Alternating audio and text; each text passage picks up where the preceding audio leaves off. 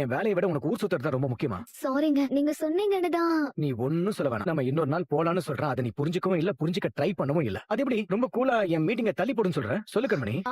அவருனா வேற யாரு? அவருதான் அன்பா. ஆமா, பிரச்சனை எல்லாம் ஒண்ணும் இல்ல. எனக்கு நேரமே சரியில்லை. அவரு வேலையா இருந்த நேரத்துல போய் தொந்தரவு கொடுத்துட்டேன். அதனால கொஞ்சம் டென்ஷன் ஆகி திட்டாரு.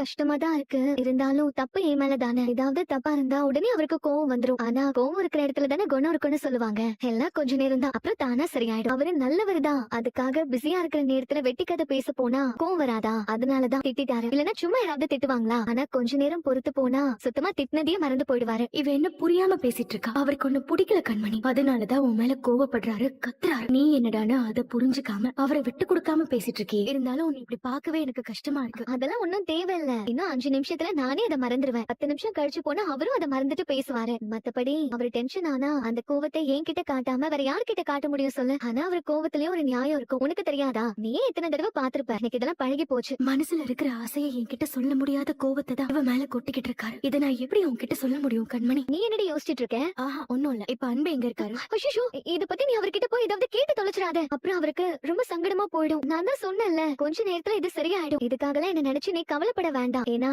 எனக்கு ஒண்ணு இது புதுசு இல்ல. புரியுதுடி, பயப்படாத. நான் இப்ப இத பத்தி எல்லாம் கேட்க மாட்டேன். கொஞ்சம் ஆபீஸ் விஷயமா அவர்கிட்ட பேசணும். அதுக்காக தான் எங்க இருக்காருன்னு கேட்டேன். சரி சரி, இங்கதான் கார்டன்ல தான் இருக்காரு. சரி, நான்